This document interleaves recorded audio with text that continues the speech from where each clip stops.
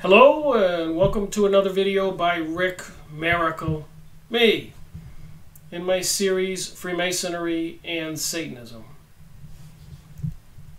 I've been continuing to read this book, The Sign and the Seal. An amazing story.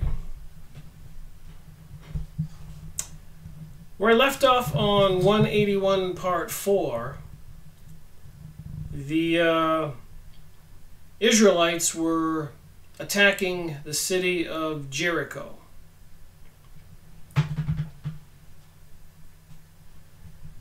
And apparently they had sent for the ark. And something strange happened. This box called the Ark of the Covenant with the cherubim on top.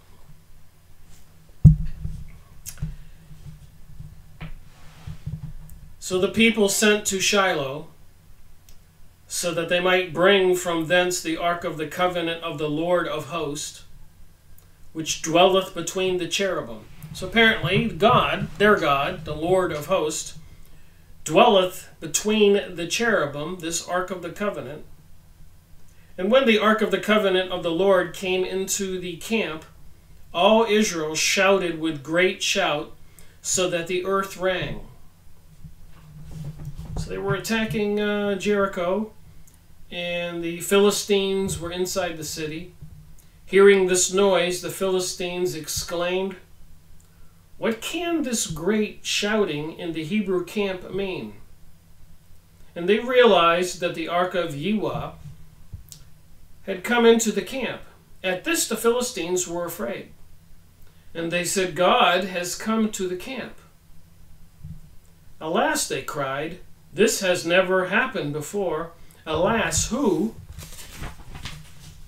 will save us from the power of this mighty God? But take courage and be men, Philistines, or you will become slaves to the Hebrews. Be men and fight." So think about that today. With the, and it's real, the New Age. They say it. Many books. I've got 1,000 books in this office, and maybe 100 even point out the words New Age, the title. In the New World Order, another 100 or so say New World Order. And now we hear the word globalization all the time. Who's going to be taking control of the world?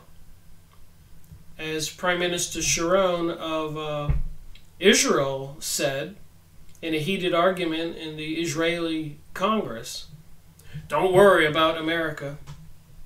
We control America, and the Americans know it."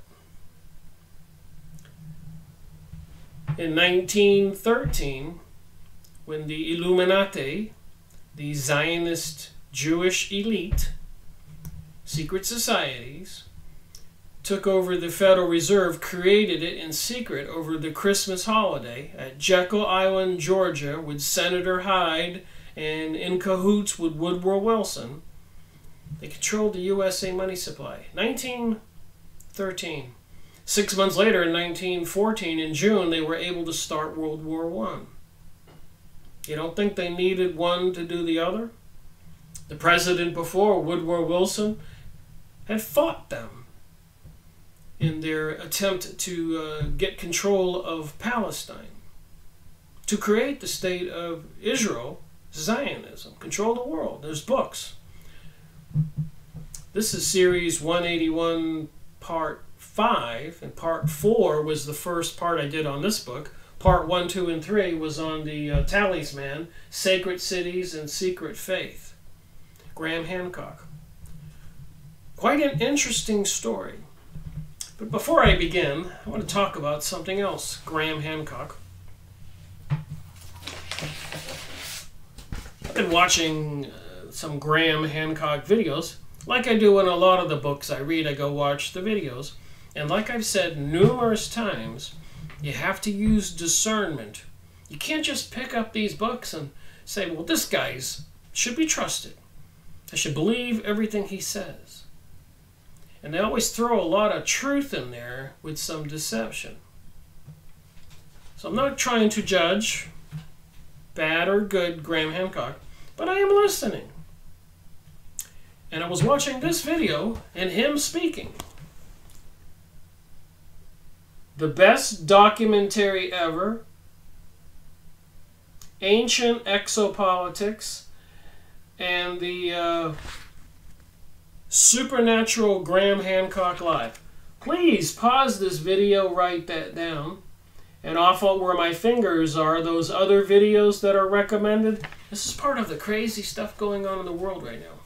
So me reading from this book is very important. Graham Hancock, The Duality Conundrum. Confronting Evil, Exploring Consciousness. Joseph Farrell, Antarctica Bombshell, Revealed Admiral Byrd.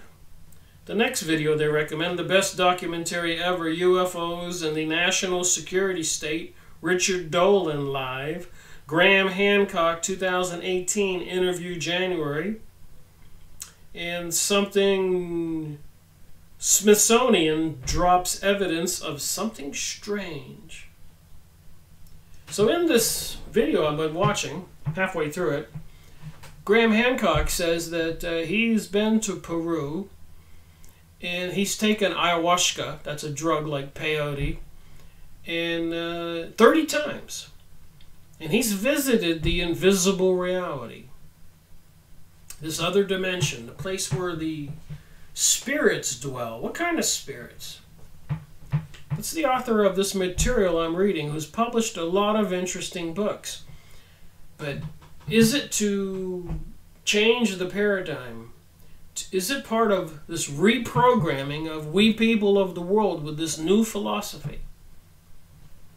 So when I read that Graham Hancock is taking the ayahuasca 30 times, and he says in the video that he had some issues, some spiritual issues. His dead father, he had things left unsaid, etc.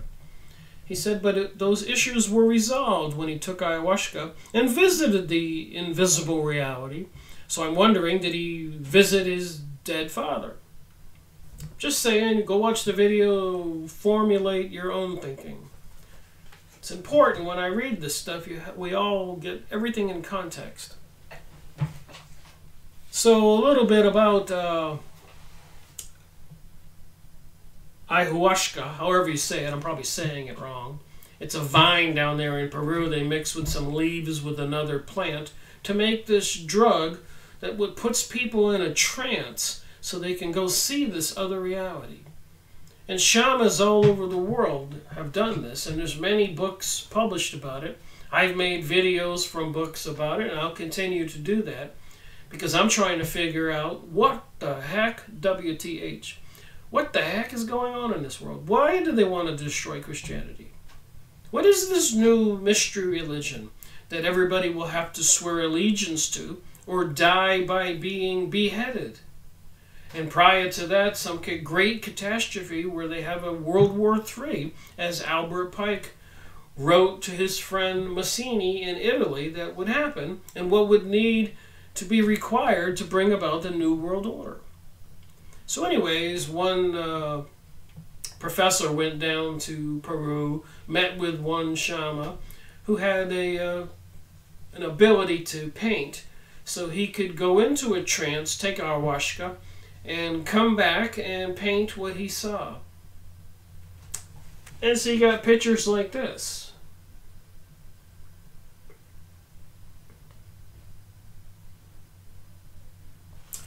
Now also in that video with Graham Hancock, they point out that they're all over the world, France, Africa, wherever. And I'm reminded of Eric Van Daniken's book, The Gold of the Gods. They have these paintings or beings etched in gold.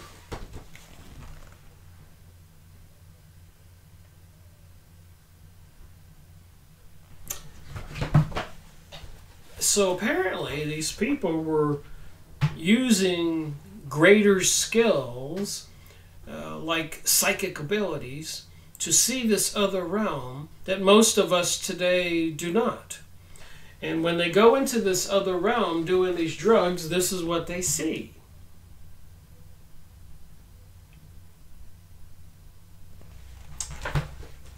So according to Graham Hancock, he put 2 and 2 together. And these ancient cave drawings, the beings were like what you see in those pictures. So he surmises and assumes, and maybe so, that they weren't really creatures walking around on Earth. It was the shamanic or this ancient religion or their ability to go in a trance and see this other world. Like in the Theophist Society, Alice Bailey, Annie Besset, Helenina Blavatsky, part of the publishing Lucifer magazine, they talk about pixies and other types of beings. And a lot of the channeled material that I've been going over by all the different channelers, channeling Abraham, or Jane Roberts channeling Seth, or Lee Carroll channeling Cryon. Who are they channeling when they go into a trance? You saw those beings. And what's with Graham Hancock going down there taking ayahuasca 30 times and connecting ancient cave drawings that the beings, even ancient cave drawings with depictions of UFOs, and even in these book pictures here by this one Shama, Roberto, in Peru, and he's got UFOs in these pictures. If you pause your computer, you can see a couple in this picture. Let's see if I can find another one.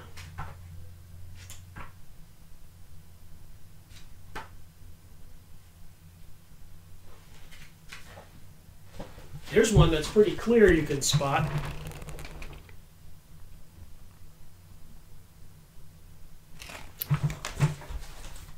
So what is this other dimension?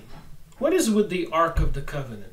Why do they want to rebuild King Solomon's temple, which was built specifically to house the Ark of the Covenant? They used to keep it in a tent called a tabernacle. And it had great power and abilities. So King David of the Israelites wanted to build a temple for it instead of keeping it in the tabernacle tent. So they built King Solomon's temple, and they called it King Solomon because King David wanted it, and he failed to do it in his lifetime, so his son Solomon did. And King Solomon's temple was destroyed once, rebuilt again, destroyed twice, and now they want to rebuild it the 3rd time.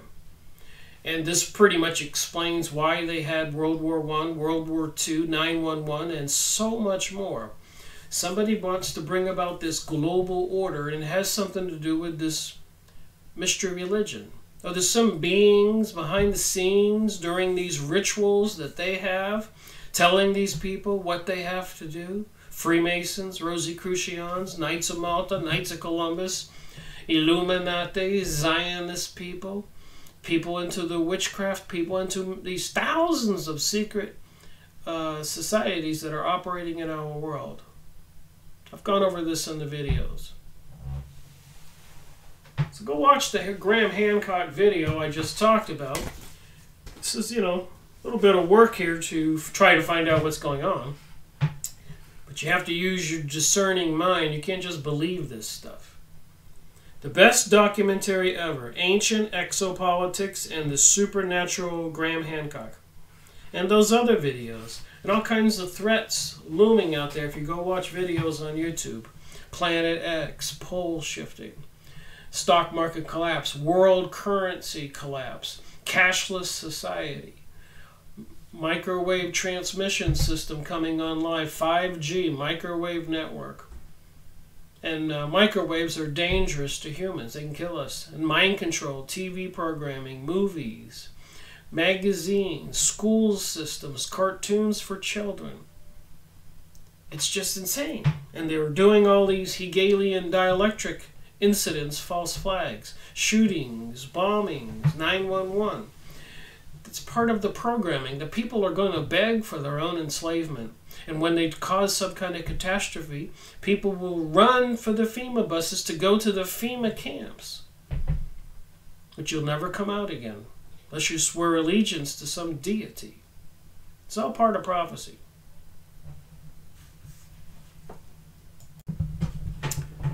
On a personal note, something funny. I got a new microphone to improve the sound quality. And the last video I made, I spoke for an hour before I realized it was recording nothing. So I had to do it all over again. Anyways, it's been a few days since I made a video, and I turned the camera on and I talked for an hour, and I went to put it into the Movie Maker software, and I had forgotten to plug in the microphone again. So I'm a little worn out because I'm doing it twice today. I'm re-saying everything I said before because I wasn't recording it. And you lose a little of the enthusiasm, and things I say are different. Most of my videos are the first take. So it's a little frustrating for me, but I'll get her done. So anyways, where I left off on the book here I was reading, the Philistines were concerned about the Ark of the Covenant, the Israeli God coming into the battle. Who will save us from the power of this mighty God? But take courage and be men, Philistines, or you will become slaves to the Hebrews. So it looks like the world is going to be slave to the Hebrews yet again, as Prime Minister Sharon of Israel said. Don't worry about America. We control America, and the Americans know it. In a heated argument in his Congress. And then shortly after that, somebody had recorded that, what he said. He went into a coma, so they didn't want him to have to explain. But also look up what Prime Minister Benjamin Netanyahu said in Fink's Bar, and other things Benjamin Netanyahu has said. And of course, my many hours of videos and other people's of videos, there's something behind this mystery religion, and I think it's a derivative of the Kabbalah, ancient mystery religion, and the background of a lot of these secret societies, with the deities, Osiris, and Isis, his wife. Osiris is represented as an obelisk, a phallic unit, in our city squares all over the USA and the world. There's one in the Vatican front courtyard, and the phallic unit, Osiris, is always facing a domed building, a courthouse, the White House, or the Congress building, or the Vatican, the dome, which is the female, the womb, Isis. The dome, Isis, faces the phallic unit, Osiris. So and they're represented everywhere. So you can see that the people who control our world are into this ancient mystery religion. Isis, by the dome, the Capitol building, the Vatican building, all over the world. Your courthouse and your city square faces the obelisk, Osiris. And they had a son called Horus. And Horus is represented as the all-seeing eye, which is, of course, on the back of the $1 bill. And on the federal buildings, they have the eye. Even TV stations are represented by the eye. So this mystery religion is alive and well in the world. The back of the dollar bill is their son, Horus, right above the pyramid, which is the ancient representing Egypt. So now we're talking about the Ark of the Covenant, and the Philistines say, take courage and be men, Philistines, or you will become slaves to the Hebrews. So Prime Minister Sharon of Israel said, don't worry about America, we control America. And as I said earlier, the Illuminati, the Zionist Jewish people, into this ancient mystery religion. There's plenty of people on YouTube videos who have come out of the Illuminati. I've made many videos about that, and have talked about the rituals and the otherworldly beings, and they took over the USA money supply in 1913 during Christmas holiday at Jekyll Island, Georgia, with Senator Hyde, and cahoots with Woodrow Wilson. And they had not had control of the USA money supply for 50 years prior to that. They had control of it before, but people woke up and stopped it.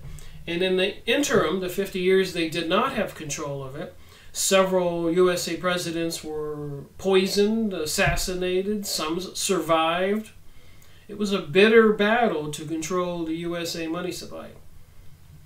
Anyways, after they did take control, because the president before, Woodrow Wilson, would not support them, so they told him that we'll put a president in place who will listen to us. We have plenty of money and power.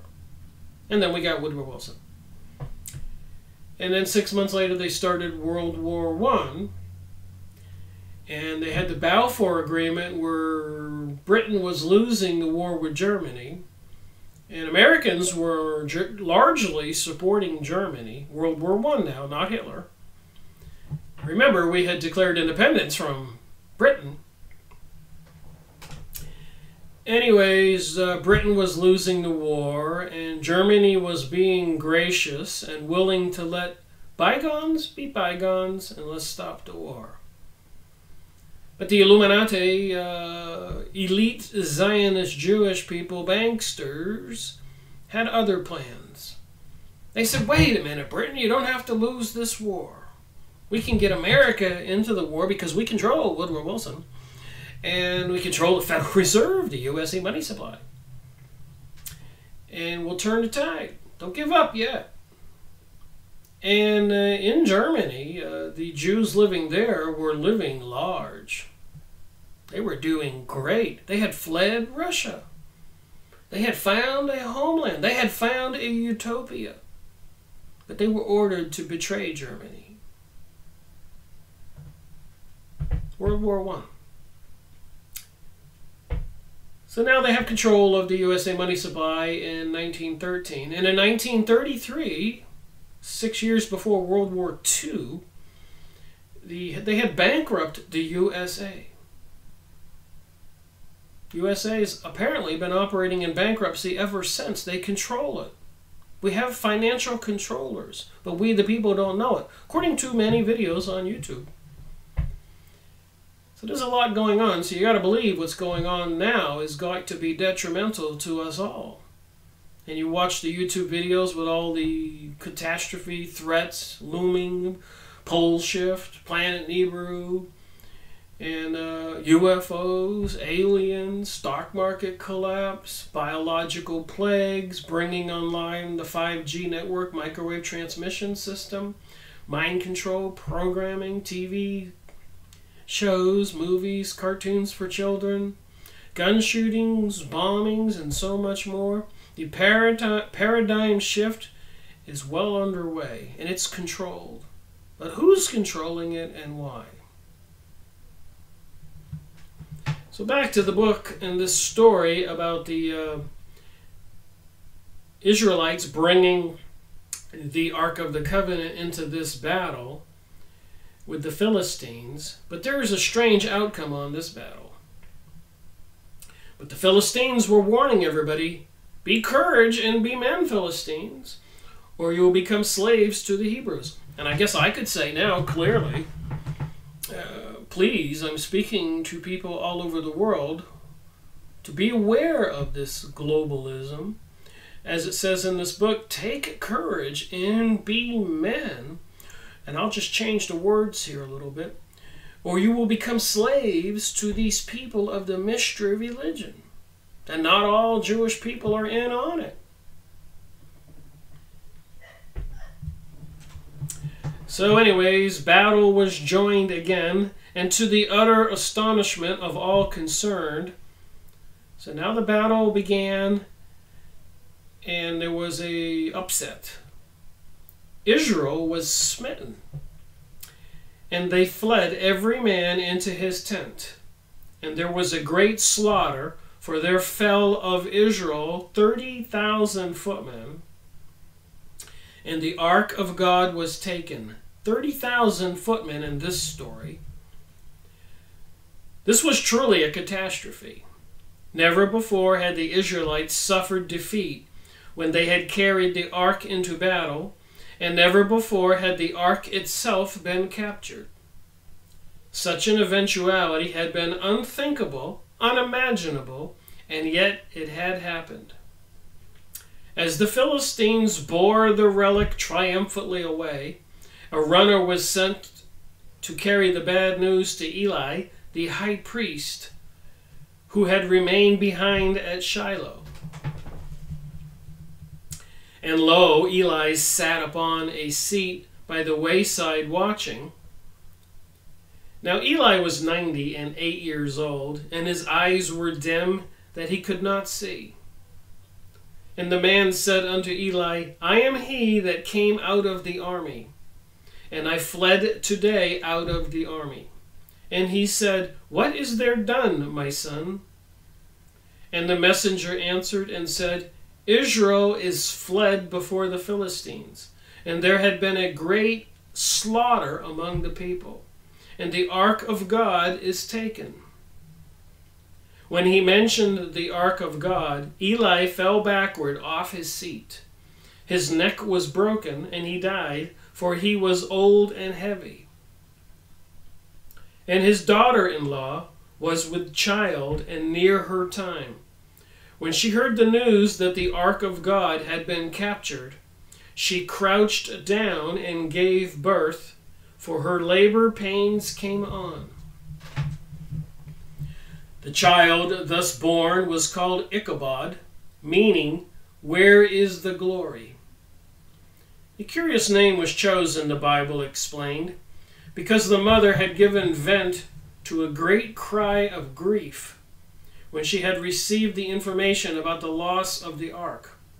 And she said, The glory is departed from Israel, for the ark of God is taken. Even stranger and more alarming events were to follow.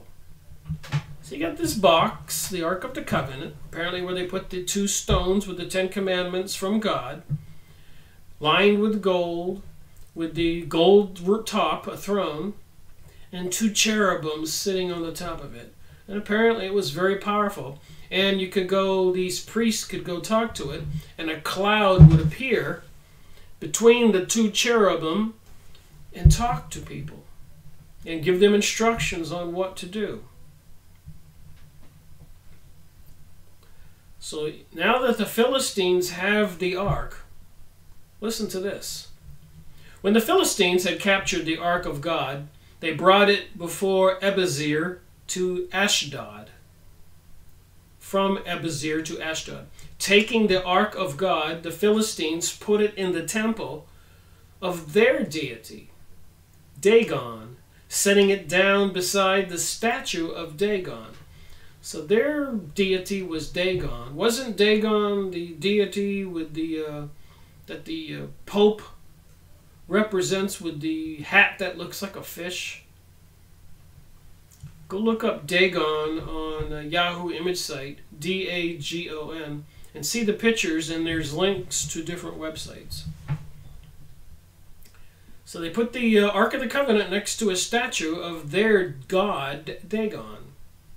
Next morning, the people of Ashdod went to the temple of Dagon, and there lay Dagon face down on the ground before the Ark of Yahweh.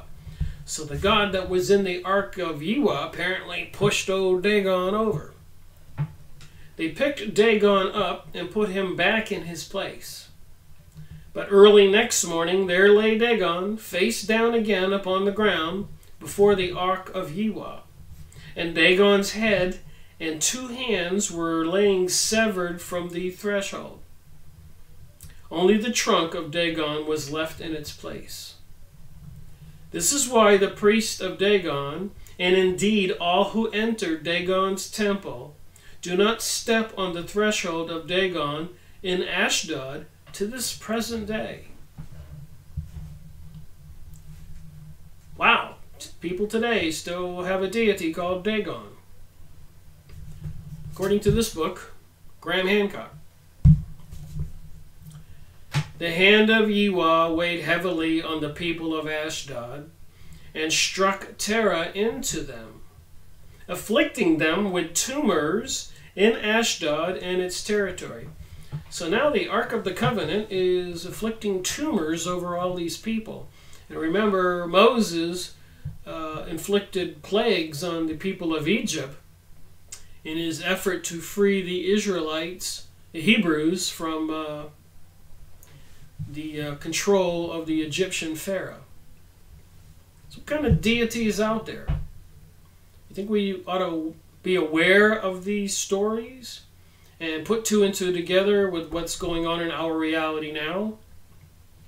Alien abductions, gray aliens, reptilians, UFOs, New Age, New World Order, globalism, and attacks on humanity, GMO, genetically modified foods, mercury in vaccines, 5G network, microwave transmissions coming online, weaponizing microwaves, dumping chemicals in the sky, all kinds of threats of crashing the dollar, threats of a cashless society. They already can monitor most of us 24/7 with the smartphones. And they plan on microchipping people. They are microchipping people every day in the school systems in Florida, Texas, California. This whole globalism, New Age, New World Order, mystery religion, and the destruction of Christianity, and apparently the Muslims and the Islamic peoples and other peoples of the world, it's moving forward like a freight train. And it's not stopping.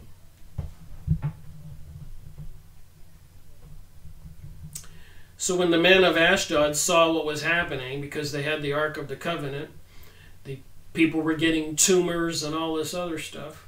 The Ark of the God of Israel must not stay here with us, for his hand lies heavy on us and on Dagon, our God.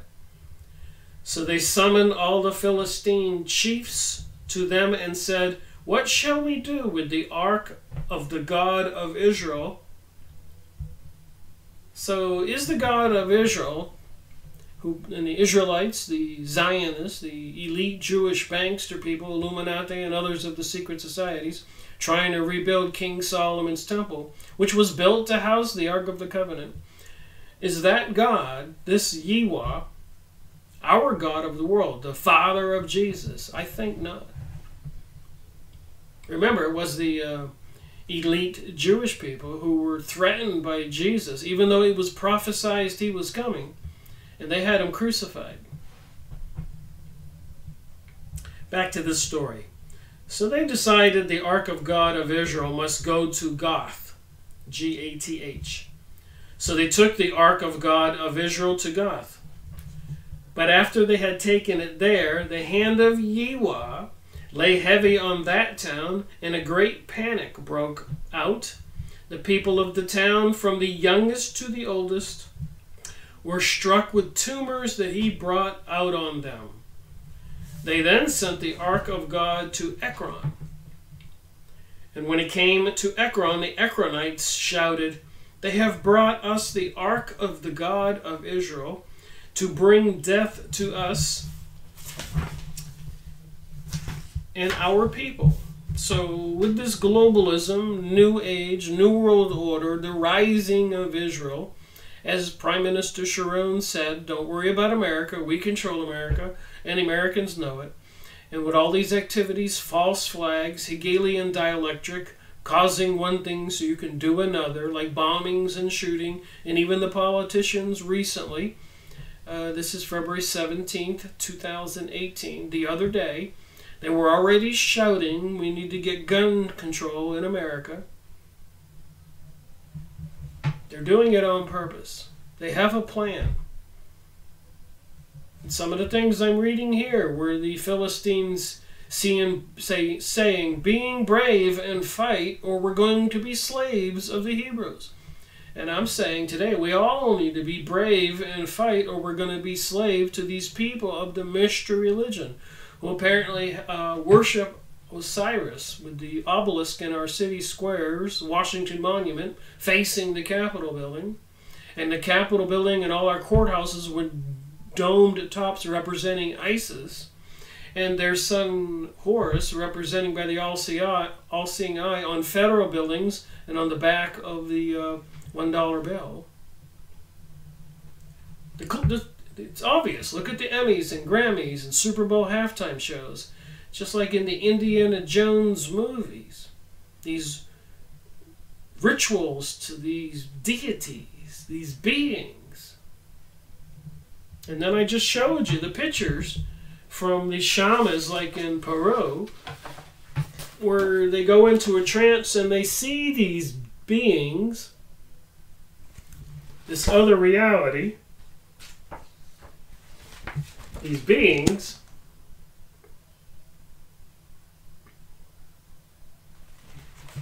Carlos Castaneda, my series on that book with a separate reality, taking peyote, the Mexican shamans, and there's so many more. I have 1,000 books in this office, hundreds of them on this topic. I've got plenty of work to do because I'm just going to continue to do this, and apparently it's going to reveal what I've already discovered, that there is this ancient mystery religion, and it does involve some kind of deities from another dimension. And it's part of the gray aliens, reptilians, Illuminati, serpent symbol worldwide. And that's what talking about this Ark of the Covenant, 911, destroying all the Arab nations. Somebody's building a greater Israel. And the Israelites, the Jewish aristocrats, want to be the royalty ruling the world, apparently under some kind of deity.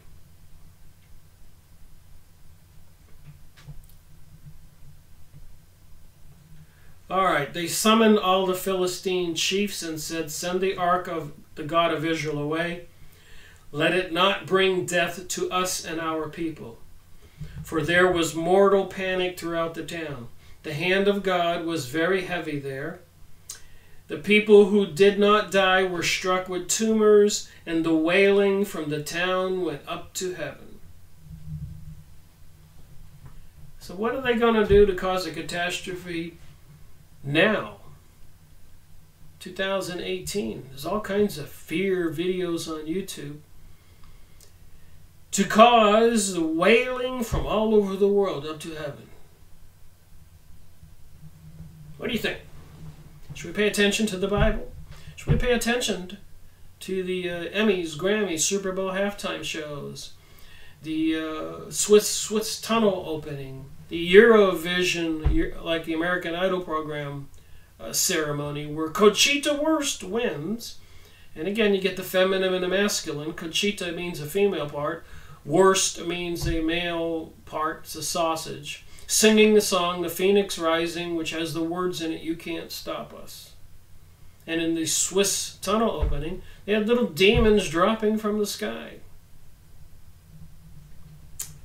They're telling us. CERN, all that weirdness going on. And if you pay attention to the words that these people are saying, the things that are happening, stuff in the news, they're mind controlling us. All right, shattered by the horrible afflictions that they had suffered because of the relic, the Philistines eventually decided, after 7 months, to send the Ark of the Covenant back where it belongs. To this end, they loaded it into a new cart hauled by 2 milch kine, K-I-N-E. I don't know what a milch kine is, some kind of animal, I suspect. Set it rumbling on its way towards Beth Shemesh, the nearest point inside Israeli territory. Another disaster soon followed, and this time the Philistines were not the victims. So they sent the Ark of the Covenant to the nearest town of the Israelites. They of Beth Shemesh were reaping their wheat harvest in the valley, and they lifted up their eyes and saw the ark, and rejoiced to see it. And the ark came unto the field of Joshua at Beth Shemesh, and stood there, where there was a great stone.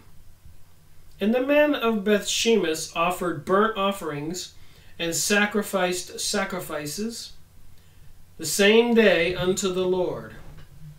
So hopefully they were sacrificing animals and not humans. But he smote the men at Beth Shemesh, because they had looked into the ark of the Lord. Even he smote of the people 50,000. And 70 men. The people lamented because the Lord had smitten many of the people with great slaughter. So they discovered the ark coming towards them on a cart. They had burnt offerings and sacrifices, and they looked inside the ark. So the ark in this story killed 50,000, 70 men. And remember, they want to rebuild King Solomon's temple now, and so it must involve the Ark of the Covenant. They must have it. The text quoted above is from the King James Authorized Version of the Bible, produced in the early 17th century. I wonder about that a lot. Why is King James the author of the Bible that is approved for most of us, and I grew up Catholic, in the 1600s, and he also published a book on demons? Curious question. Who gives the King of Britain this control? And wasn't it from Britain that the United States declared its independence? A lot of questions. Other more recent translations agree that certain men of Beth Shemesh were smitten and struck down by the ark, but the number was really 70 rather than 50,000. And I thought about that. Does it matter if the ark killed 50,000 or 70 men? The ark was killing men. 70 men therefore looked into the Ark of the Covenant after it arrived in the field of Joshua near Beth Shemesh, and these 70 men died as a result. Nowhere is it stated exactly how they died, but there can be no doubt that they were killed by the ark, and in a manner sufficiently dramatic and horrible to lead the survivors to conclude, no one is safe in the presence of the Lord, this holy God. Now, this is just my thinking here, but do people really believe this is the creator God of our reality, of mankind? The genesis of the Bible. In 7 days he created the world. 6 days he created it, and the 7th day he rested.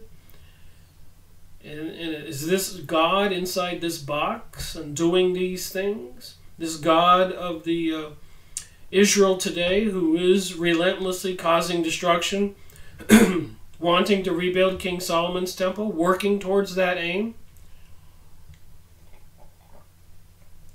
All kinds of pictures on YouTube image site of the Freemasons wanting to assist in building King Solomon's temple. There's all kinds of models and drawings they have with the Freemasons standing behind them.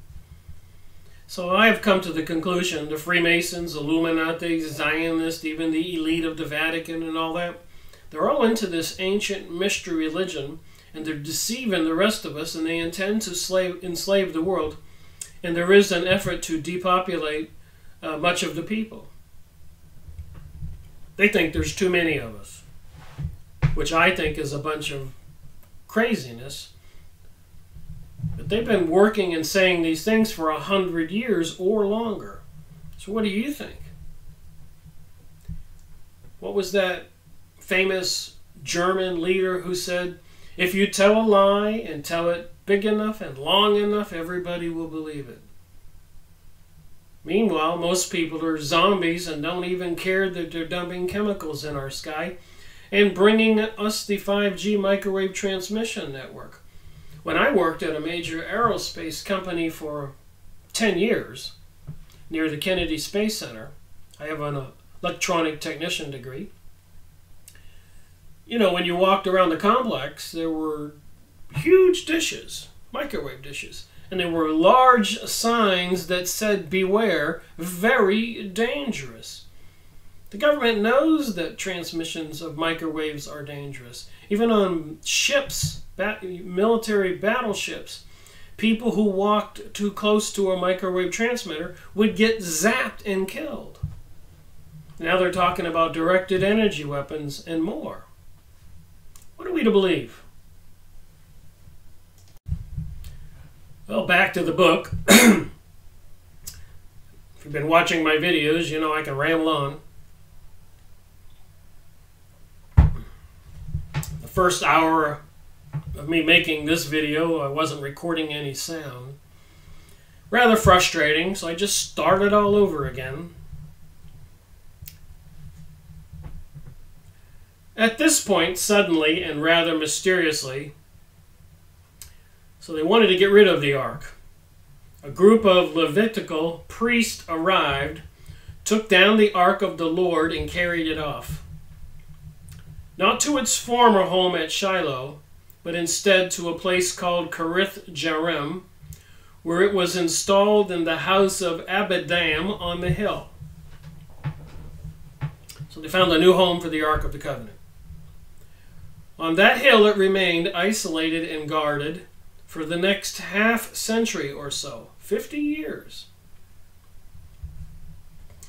Indeed, it was not brought down again until David had become king of Israel. So King David was King Solomon's father.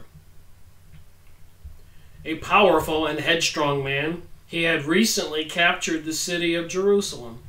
And as we all know, this is 2018, in the news not too long ago, President Donald Trump declared the U.S. recognizes Jerusalem as the capital of Israel. It's a powerful thing. It has everything to do with what's going on right here.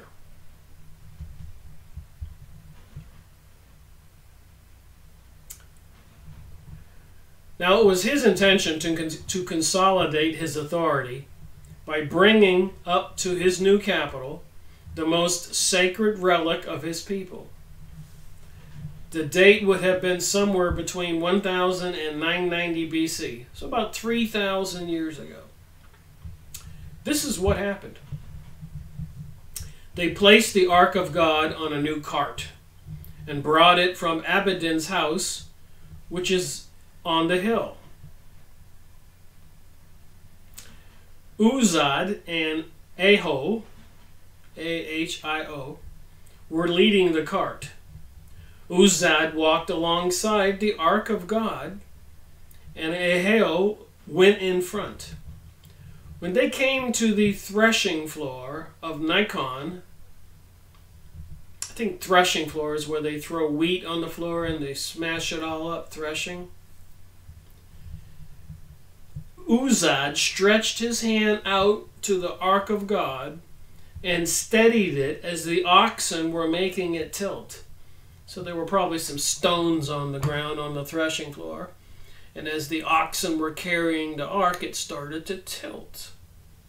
So Uzad reached over to steady it. Then the anger of Yahweh blazed out against Uzad. So some lightning or sparks came out of the ark. And for this crime, God struck him down on the spot, and he died before the ark of God. So again, how many people believe this is actually God? Quite naturally, David was afraid of the Lord that day and said, "How can I harbor the ark of the Lord after this?" He felt he could not take the ark of the Lord with him to the city of David.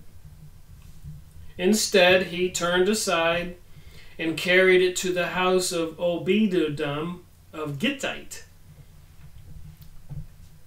So King David was a little nervous about having the ark in his palace. So he takes it to the house of Obed-Edom, the Gittite. At that house, while the Jewish monarch waited to see if it would kill anyone else, the Ark of the Covenant remained for 3 months. No further disasters occurred, however. On the contrary, Yahweh blessed Obed-Edom, crazy name, I know, and his whole family. The scriptures are not explicit about the nature of this benediction. According to ancient folk traditions, however, it consisted of Obed-Edom being blessed with many children. The woman in his house gave birth after a pregnancy of 2 months only, and bore 6 children at one time. Wow, so the ark blessed this family, and the women gave birth only after 2 months, and when they did give birth, they gave birth to 6 kids at a time. What do you think? Something to be aware of? The God of Israel? Remember, prophecy says we're all going to have to swear allegiance to some deity. A lot of people say Lucifer. Could be Osiris. Maybe it's a brand new name. Thought, Set, Satan.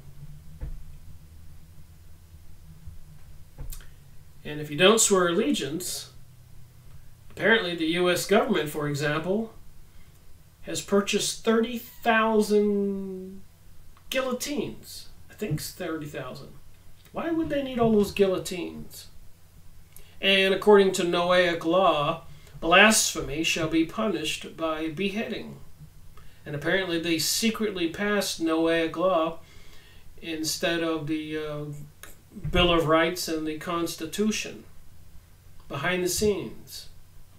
I've gone over this in previous videos. Look up Noahic law.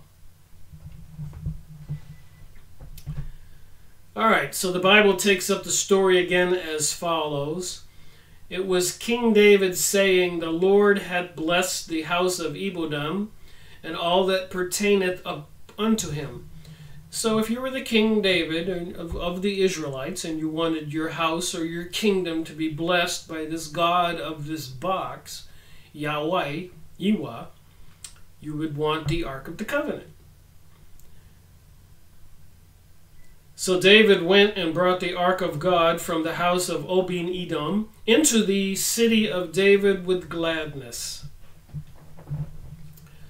On this journey, the children of the Levites bear the Ark of God upon their shoulders with these staves thereon. So they have these poles that run through the Ark, and they put the pole on their shoulders to carry the Ark to where King David wanted it, as Moses had commanded, according to the word of God. Then finally, David led the joyous procession into Jerusalem with shouting and with the shout of the trumpet. And apparently, when President Donald Trump announced Jerusalem is recognized as the capital of Israel, apparently the Israelites over there today, 2018, were shouting with joy and triumphantly. This is a big thing. 9/11 wasn't no accident. World War I, World War II weren't just incidences and fighting between countries. It was orchestrated. It had a purpose. And with music played on all manner of instruments made of fir wood, even on harps and timbrels and cornets and cymbals. So they were having a party bringing the ark into Jerusalem. It had been David's hope that he would be able to build a temple in Jerusalem in which the ark could be housed. In the event, however, he was not to fulfill this ambition, instead had to content himself with placing the relic in a simple tent of the type that had been used during the desert wanderings. That would be a tabernacle. The honor, or the conceit, of erecting the temple was therefore left to another man, as David himself put it up before he died.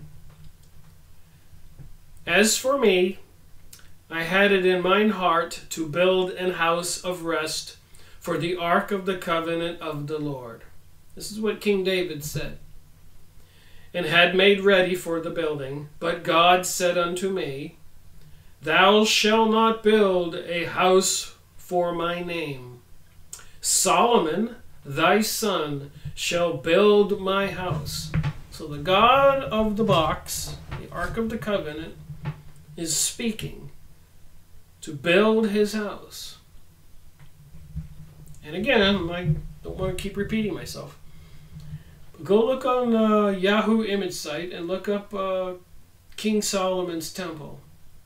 See the Freemasons standing around models of the King Solomon's temple, and the Illuminati people trying to do it. It was the Illuminati, Rothschilds, and all the other royal bloodlines who were behind financing the state of Israel, and even in negotiation with the Balfour Agreement and other agreements during World War II. So make no mistake what's going on. This prophecy was duly fulfilled. At Solomon's command, work was started on the temple around the year 966. And remember, this King Solomon's temple and King Hiram Abiff and all this is all part of the Freemasonic degrees and teaching. And I've made videos on the Blue Lodge Handbook.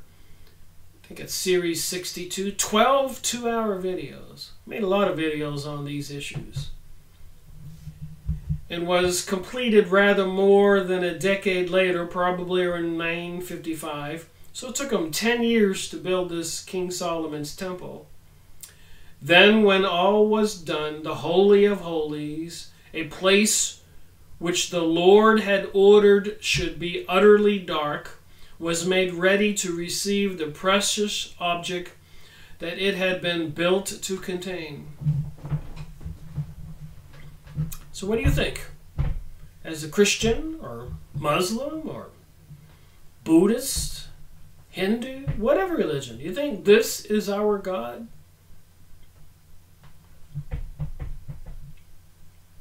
If you watch my video series 23, Aleister Crowley, the evilest man alive, the Book of the Law, he says all these other religions and their deities are beneath their God.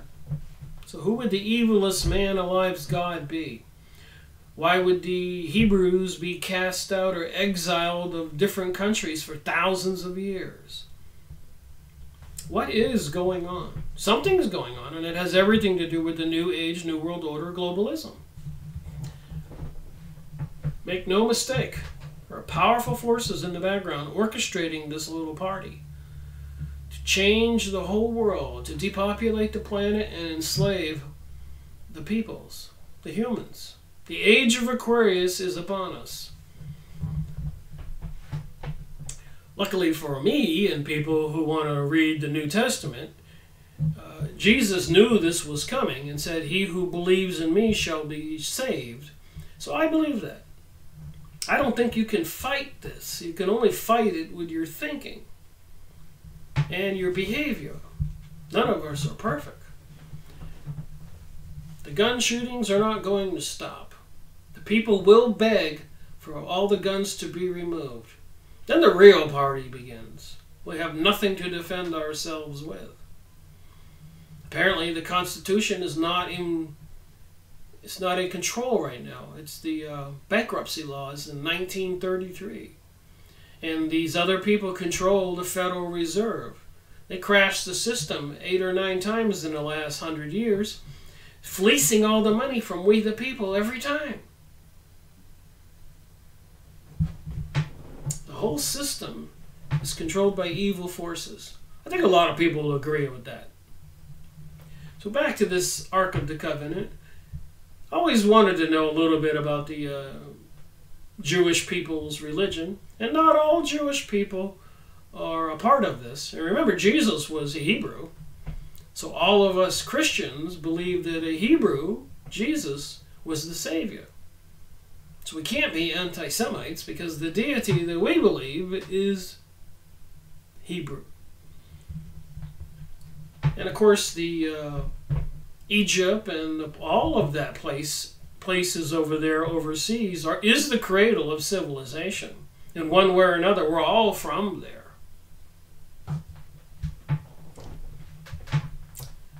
But don't let the propaganda or the hate get to you. But you should wake up. I think that's part of the purpose of our being here on earth at this time. We can choose to put our heads in a hole and be blind, say ignorance is bliss, or look the other way while they're killing the Syrians and the Arabs and bringing us pedophilia and a sexual revolution, transgenderism, homosexuality, normalizing it, TV programmings and movies. You can agree or you can disagree, you can speak up. I think we're all accountable for what we do. Yes? No? But a lot of people are being brainwashed, have been brainwashed. They don't even believe they have a soul. I talk to people, lots of people. For years, everywhere I went, I raised questions. And I had people tell me, you know, talking to you has been the most amazing conversation of my life. Of course, most people would tell me to shut up after the second sentence and said they didn't care and they didn't want to know. We all have a choice. But let's get back to this Ark of the Covenant, because I can ramble on. Solomon assembled the elders of Israel and all the heads of the tribes, that they might bring up the Ark of the Covenant of the Lord. And all of the elders of Israel came, and the priest took up the ark. And they brought up the ark of the Lord, and King Solomon and all the congregation of Israel that were assembled unto him were with him before the ark, sacrificing sheep and oxen that could not be told or numbered for multitude. So they were just slaughtering lots of animals to this ark, this Yahweh God in this box. And the priest brought in the Ark of the Covenant of the Lord to its place in the temple, in the Holy of Holies. This is their religion. And there the sacred relic remained, enveloped in the thick darkness, until it mysteriously vanished at some unknown date between the 10th and 6th centuries BC. So that's about 2,000, 10, 20, 30 years ago. Looks like about 10 years before Jesus was born. As I have already indicated in chapter 1, this is Graham Hancock. And I'm not doing an audio book here, I'm reading a couple pages. Please go buy the book if you find this story fascinating. There's so much more in this book. I can't read it. It's 600 pages. An amazing story. I'm almost finished with it. But what an amazing book. And if you want to be discerning and you want to have some questions answered, but again, you have to be discerning. You can't believe everything you read is the truth. But the story itself should cause you to have some questions and go, wait a minute, this can't be God. This can't be. But then you look at those pictures of those beings in the invisible realm I showed you. The people who take drugs and can go see. Or you read about the Theophist Society, the Rosicrucians, even Morals and Dogma of the Freemasons, and all these other books. They talk about all these deities and beings, pixies and elves and all kinds of other beings throughout the ages. Even in the Middle East, the Arabs, they got this thing called a jinn, or like the genie, I Dream of Genie, or Aladdin's lamp. So these beings do exist, and the gray aliens are supposed to have walked through walls and pop into existence and pop out of existence. So there is something more to reality than this physical. And apparently with all the books and all the other stuff that I've gone over, they do want to depopulate the planet, and they have plans for the age of Aquarius, the new constellation, a new astrological sign. Remember, Jesus came at the beginning of the age of Pisces, the fish.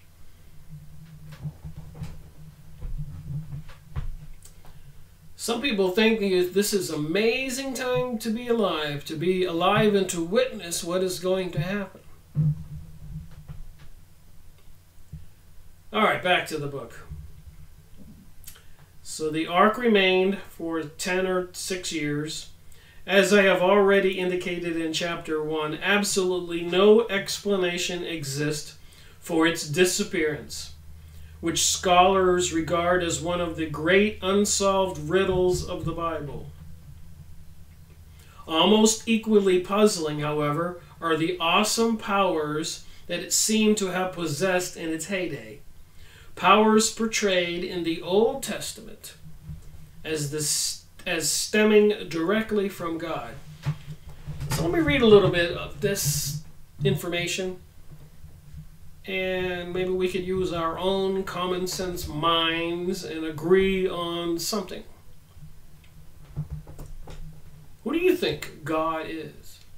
I believe we're all spiritual beings. That's, to me, is without a doubt. This is too much information. After-death experiences, ghost sightings. I've made hundreds of hours of videos from many books detailing these incidences. It's all documented. There is no doubt that we are spiritual beings in these biological bodies, like an avatar.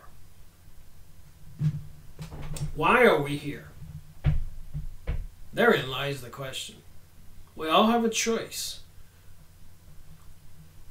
Free choice. And apparently the evil forces can use deception and propaganda to try to sway us. And I'm not trying to be a preacher here. I'm talking about what I'm finding out. I'm reading what's in this book.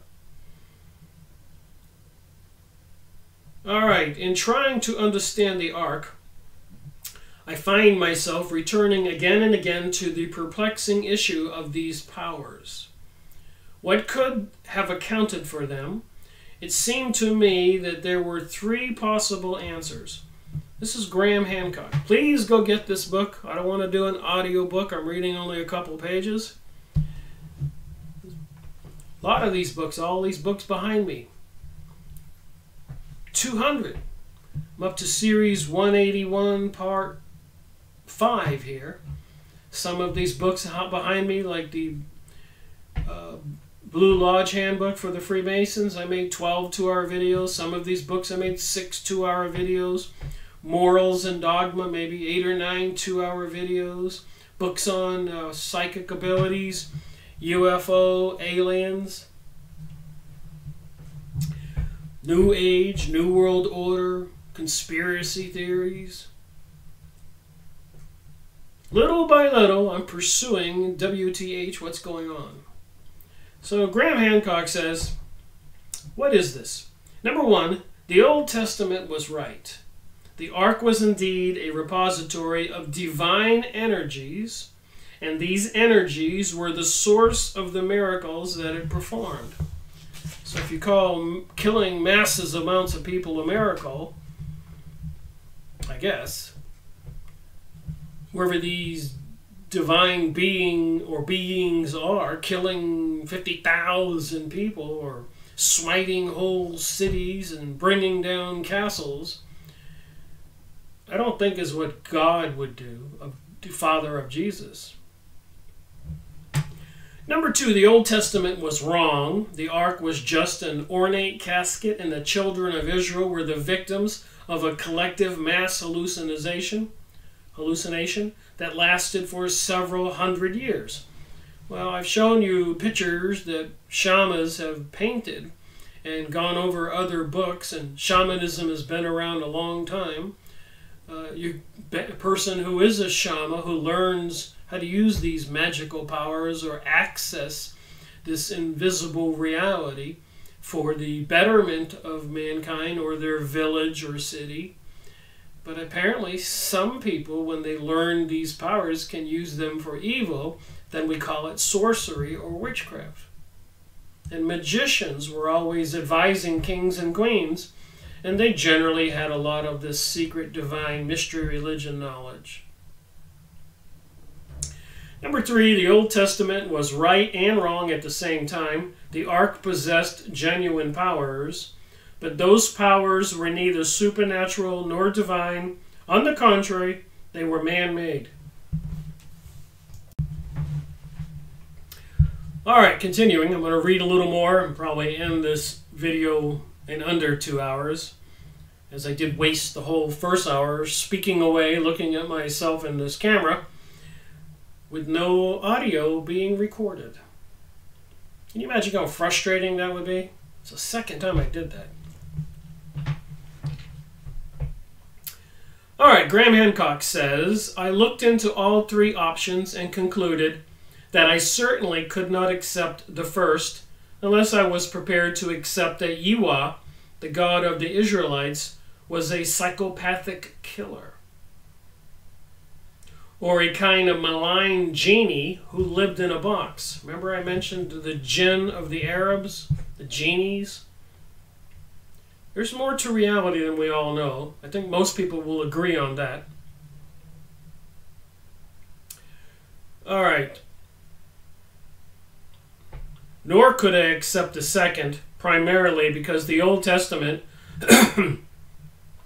which is a compilation of books codified in widely different periods, was remarkably consistent where the ark was concerned. So the Old Testament probably has a lot of truthful information in it, but the summation of what it really means is probably the issue. And the Old Testament is the Old Testament. The New Testament is what the sayings and actions and directions from Jesus. And that's what we're supposed to listen to, not to some of this old magic genie in a box thing. But the deception, the Antichrist, this New Age, New World Order, globalism, is real, and it involves all the prophecy. All this was prophesied. Even Albert Pike, 100 years ago, 1880s, more than 100 years ago, said that 3 world wars would be required to bring about the New World Order. And he was into Lucifer worship. He talks about all these beings in this mystery religion, Osiris, Isis, and so much more. Go watch my videos on morals and dogma. And I think when I make more videos on morals and dogma, the Bible for the Freemasons, I'm probably going to be adding new information. I didn't know then when I made those videos what I know now. That's probably the way it goes as people continue to study. And apparently, according to historical accounts of people who wake up, they wake up after they have studied this stuff for a long time. I'm not trying to get initiated into some mystery religion. I reject it. I'm sticking with the New Testament. But people can be tempted. They can be promised great things.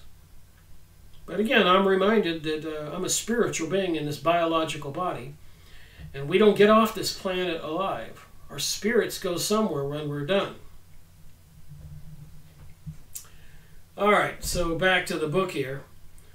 Throughout the scriptures, it was only artifact explicitly and unambiguously portrayed as in being imbued with supernatural energies. All other man-made objects were treated quite matter-of-factly. Indeed, even exceptionally holy items, such as the 7-branched golden candlestick, that's an interesting object, known as the menorah, the so-called table of the showbread, and the altar upon which sacrifices were performed, were clearly understood to be nothing more than important pieces of ritual furniture. I'll say this clearly. If I can find the book here. I think it was last year or the year before. I went to one of the popular shopping stores at Christmas. And there on the window, the glass window, when you walk up to the doors and they open for you, everybody knows this famous shopping store that you go buy presents and stuff from. But there was a big 7-candlestick thing on the glass, menorah. I didn't see any Christmas decorations, which I've noticed that they haven't had Christmas represented for quite a few years. So there is an intentional destruction of Christmas. But wait, I'll show you what I'm talking about. So I've gone over this book before, and again, as I move along in my research, I keep learning new things. So the menorah, the thing they even put on the White House front lawn or inside instead of the Christmas decorations. This mystery religion. Here's a picture of King Solomon's treasure room, and in the corner is a 7-candlestick thing by my finger here.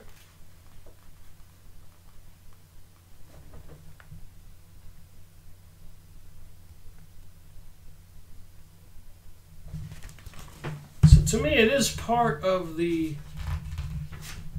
can call it what you want, I call it witchcraft. Just like when they made the Ark of the Covenant out of acacia wood and lined it with gold inside and out and put the gold chest, the throne on top, the lid, with the 2 cherubim, which is in this picture, on one side, and the menorah on the other, in the Freemasonic edition of the Holy Bible. So you can see the menorah here, quite prominent. It's not there by accident. And here you can see the Ark of the Covenant with the glowing light, which would be the Lord of Hosts, their deity Yahweh. And here you have the menorah. So this is no incidental thing.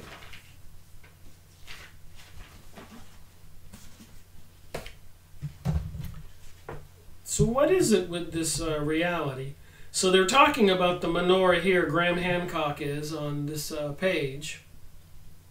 Indeed, even exceptionally holy items, such as the 7-branched golden candlestick, known as the menorah, the so-called table of the showbread, and the altar upon which sacrifices were performed, were clearly understood to be nothing more than important pieces of ritual furniture.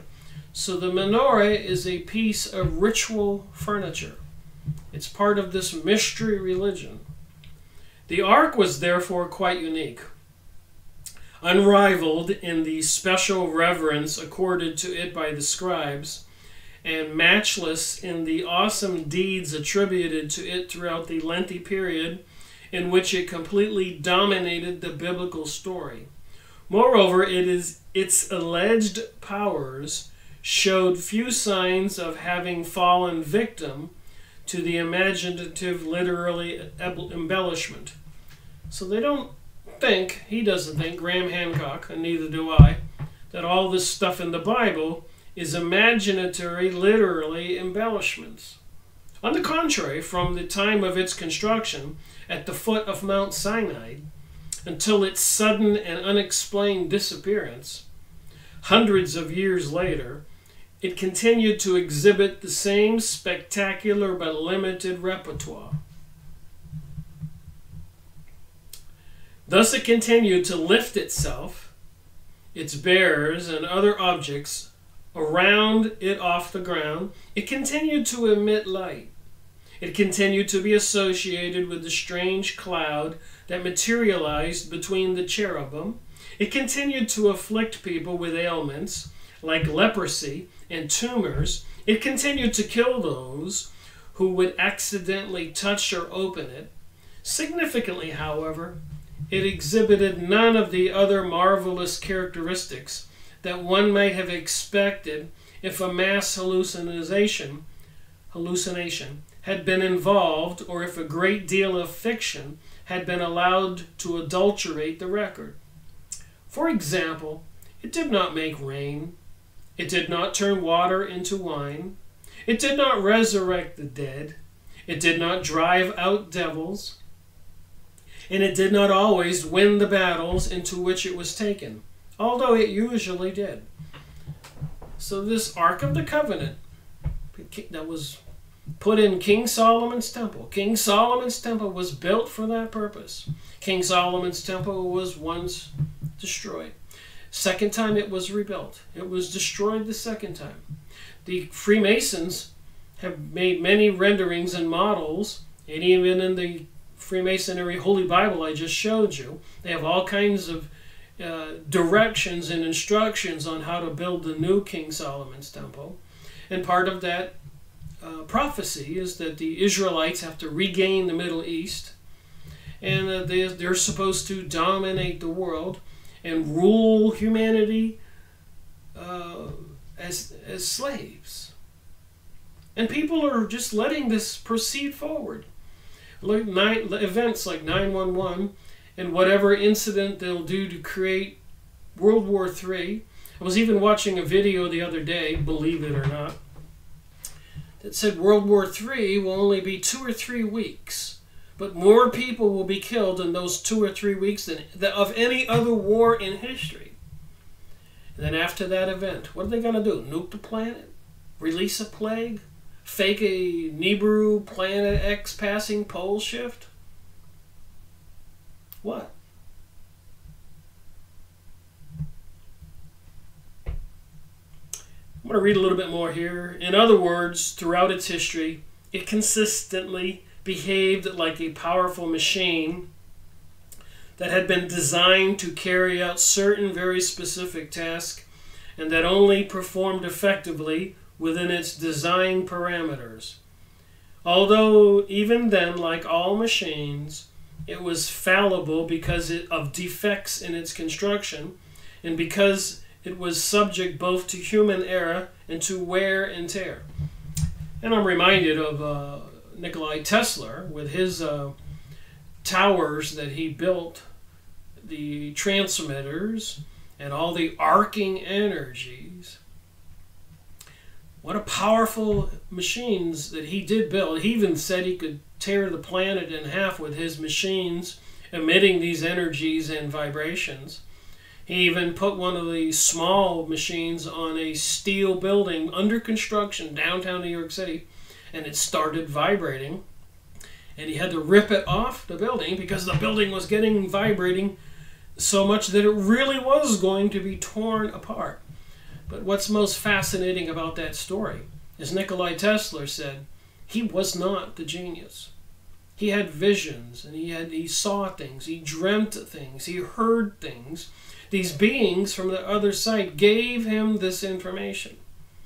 It was the father of electricity, the father of wireless radio. So what beings gave him this information, and for what purpose?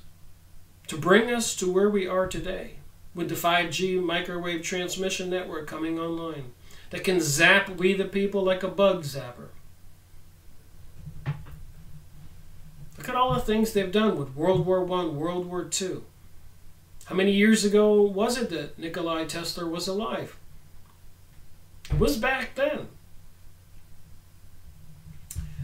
All right, I therefore formulate the following hypothesis. This is Graham Hancock. In line with the third alternative set out above, the Old Testament had indeed been both right and wrong at the same time. The ark had possessed genuine powers. but those powers had been neither supernatural nor divine. On the contrary, they must have been products of human skill and ingenuity. And again, Nikola Tesla, as well as so many others, said that they weren't geniuses. That's what got me into my investigation, studying dowsing and studying books by famous scientists. I found out that most of them had psychic abilities when they were young. They were usually children of preachers or religious people who were praying, involved with communication to the other world.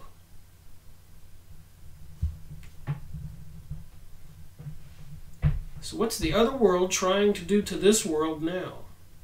What kind of cosmic battle might be going on? Which side should we choose? Transgenderism? Pedophilia? Sex anything goes? Don't care if they're killing people in Syria? Worry about yourself, get money and wealth? Live for the moment? Or caring about other people, doing for others? It's a choice. Maybe it's our actions that will bring about where we wind up when we do leave this planet, whether we are givers or takers. I've always thought that being alive on Earth was like being in school, but instead of 12 years, we all go through from first grade to 12th grade, and then junior college or regular college or master's degrees or PhDs.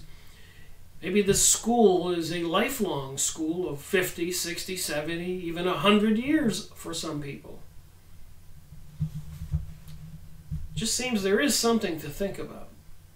Ignorance is not bliss, in my opinion. Even Edgar Cayce, best known American psychic, talks about soul growth. Being stupid and blind is not soul growth, in my opinion. And if I'm doing any preaching at all, that's it right there. Is I don't think we should be stupid and allow the hurtful and harmful things to happen to other people that apparently are increasing. The middle class is shrinking. More and more people are going to become the have-nots. And all kinds of other crazy things are going on with the cashless society. They want total control. Maybe they've already got it. All right, 2 more paragraphs. This, of course, was only a theory, a speculation. So Graham Hancock is saying maybe this was the Ark of the Covenant was built with human skill and ingenuity, a very powerful, intelligent machine. Again, I disagree on several levels. You know, we all know that there was a great flood. It's documented by native tribes all over the planet. And that even with the Hopi Indians, Ecuador, Greece, Turkey, all over the world, apparently a lot of cultures were rescued, or there was preparations to build underground facilities or in the mountains by some beings to save a remnant of the human race. I've gone over that, and that was always amazing for me to find it, whether it was down there in the caves in the Ecuadorian mountains or the Hopi Indians or the caves over there in Romania or Greece and Turkey. Some entities wanted to keep some of we humans alive. And Noah's Ark is another one. So prior to this great flood, there was an advanced civilization. I believe that. I don't think the world and reality began in an instant 5,000-6,000 years ago. There's just too much history, too many stories, Atlantis. But I believe even the people back then were avatars. They were spiritual beings in this created reality. And this created reality was destroyed before because evil permeated our world. Well, somebody's trying to bring this evil back. That's the way it seems to me. I keep reading these books, and I've got some more interesting books coming up. All right, most important of all, how could men possibly have manufactured so potent a device more than 3,000 years ago, when technology and civilization had supposedly been at a very rudimentary stage. Remember, this Ark of the Covenant, these things I've been talking about, 3,500 years ago. Not that long ago. Kind of technologies. And then again, who built the pyramids and the Sphinx, which apparently survived the Great Flood, and other monuments all over the world. Monuments they can't build today. This question, I felt, lay at the heart of the mystery. In seeking to answer it, I found that I had to consider first and foremost the cultural context of the sacred relic, a context that was almost entirely Egyptian. And I've mentioned this before, but back even in Jesus' time, if you went to Egypt and then you left Egypt, they had guards at the border, and people were searched so that none of these magic objects or information could leave the country. After all, the ark was built in the wilderness of Sinai within a very few moments after Moses had led his people out of their captivity in Egypt. So whatever power that Moses had doing to accomplish the plagues in Egypt so that the Israelites could leave, even parting the Red Sea, and apparently with this ark in my last video, the Israelites were able to part the Jordan River to get over to the other side. A captivity that had lasted for more than 400 years, it therefore followed that the Egypt was most likely the place in which to find clues to the ark's true nature. So Egypt, Graham Hancock is saying, is probably the most logical place to look for the origination of the knowledge to build the ark. Egypt. And what does Egypt have? Right there in the ruins is a huge obelisk.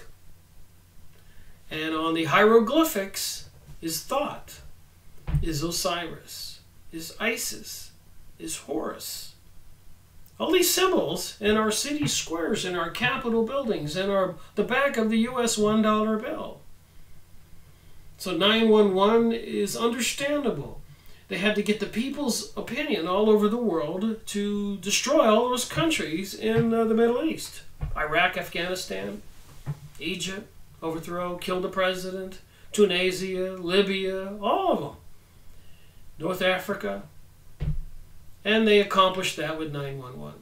And they had to do so much more, and they accomplished those things with World War I, World War II. And they have to finish this little party of taking over the world, enslaving it, and bringing about this new paradigm.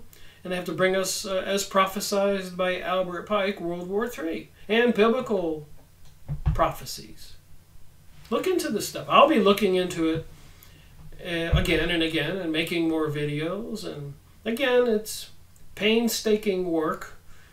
You gain a little bit of knowledge. You should have a notebook if you're watching my videos and take some notes and go look up stuff. Become an investigator. Share it with your family and friends. Thank you for watching my video. Rick Miracle reporting.